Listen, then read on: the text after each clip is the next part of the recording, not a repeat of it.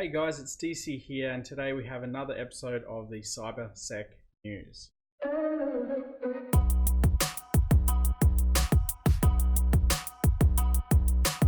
As always, every week I read 3 different news articles that I've collected on my website, CyberSec Guidance, where I basically rewrite stories from the biggest articles that I could find for the week.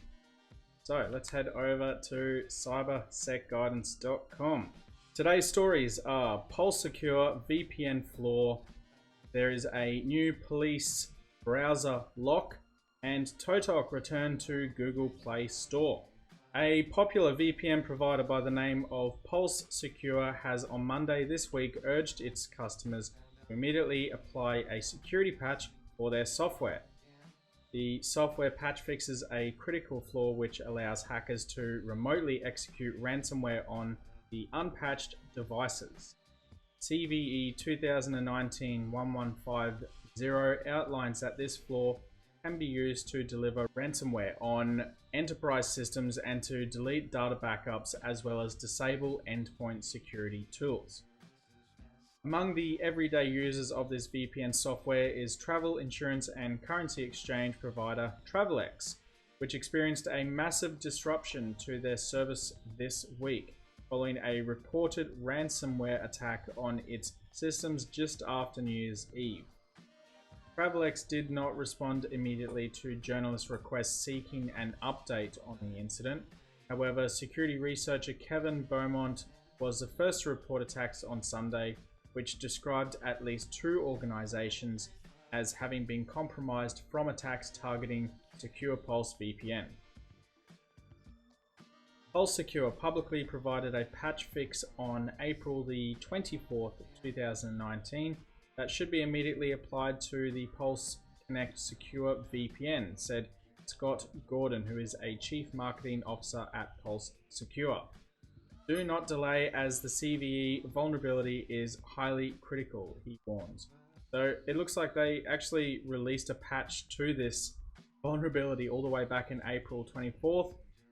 But I read before somewhere, I don't think I wrote in this article, that 90% of the systems have been updated, but there's still 10% of users who are using the software on an older version, which is where this problem is going to come through. And I guess Travelex also was using an older version.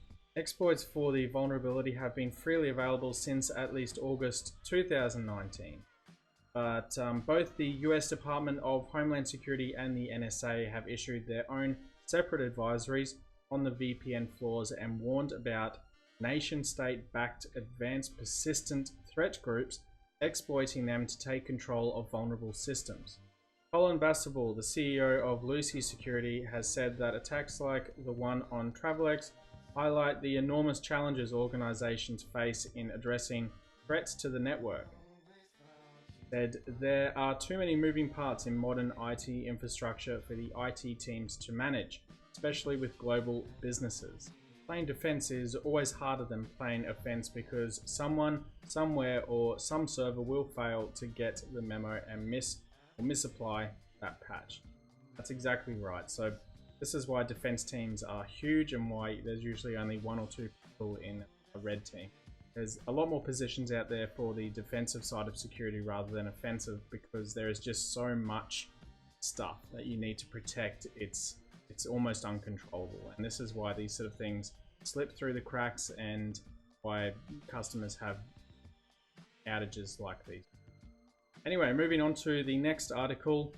Scammers have rejuvenated an old browser scam with a clever tactic that takes advantage of your browser's full screen mode to show a fake Windows 10 desktop, which then says your computer has been locked.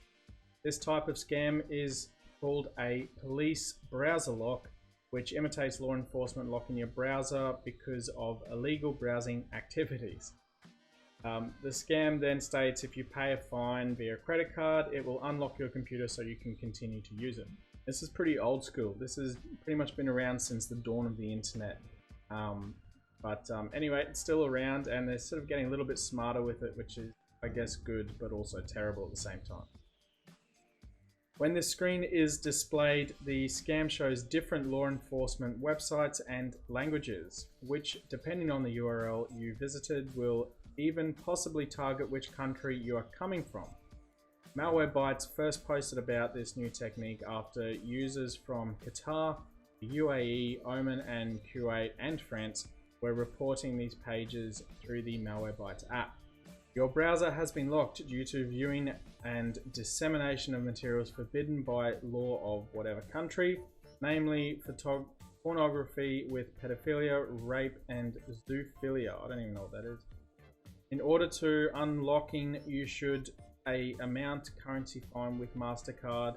Basically, the English is terrible on these things, as you can see here. It says, attention, in case of non-payment of fine or your attempts to unlock the device independently, case materials will be transferred to the police force name of the institution. That's basically like a snippet of what you would see on the website, but usually with some graphics of whatever that law enforcement agency is. Sometimes they look fairly legit. Most of the time they're not, but they do catch people out. What makes this new variant of the police browser locker so clever is that when the image is shown by the browser in full screen mode, it overlays the entire screen, including the normal Windows 10 desktop. So it takes out the taskbar and everything. You won't be able to see a single.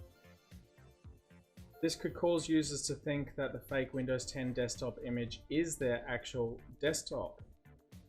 Indifference though is that clicking on the start menu, closing apps or starting new ones will obviously not work because it's an image.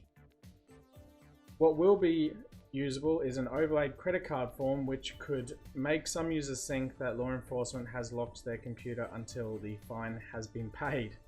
It's important to know that law enforcement will never lock your browser like this and then demand a fine to be paid online. If you fall to this sort of trap, yeah, you really need to reconsider using computers maybe.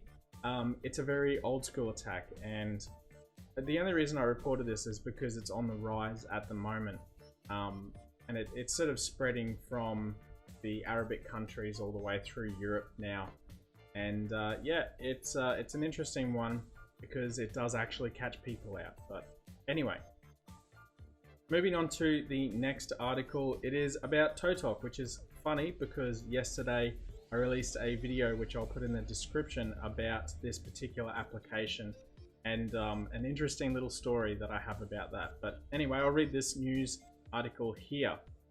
Mobile application ToTok has been reinstated to the Google Play app ecosystem after it was removed last month due to claims that it was being used for government espionage. ToTok, a social app that was released in 2019 and has been downloaded by millions, gained rapid popularity in the United Arab Emirates, where other messaging platforms like WhatsApp and Skype are partially restricted. And what it means by partially restricted is that the video calling piece of those apps was removed. So you can only voice call or text message people. Despite the app's popularity, it was quickly taken down from Google Play and the Apple App Store after a report from the New York Times in December that claimed the app is actually being used by the government of the UAE as a spy tool used to track users' conversations and location. However, on Friday, ToTok said in a website update that the app is once again available on Google Play.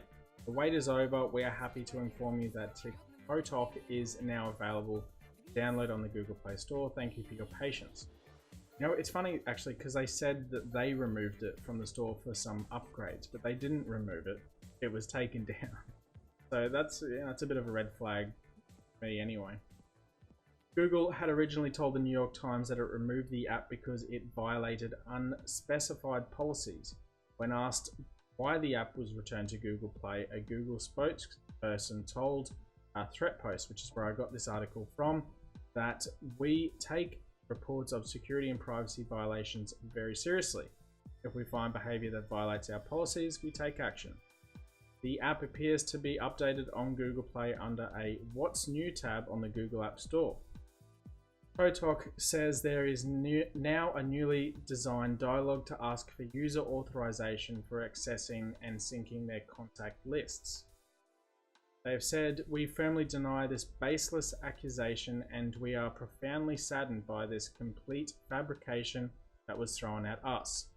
We feel caught up in some vile conspiracy against the UAE and even jealousy by some people who do not wish an app like ours from this region to ever become a global player.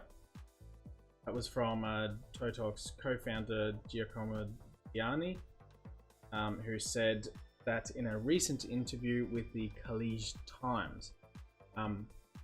Before I wrap this video up, the one I made yesterday was a very interesting article, and it makes me think twice about this story, but I don't know, I'm still not convinced that it's not malicious. Like, why would they take it down in the first place?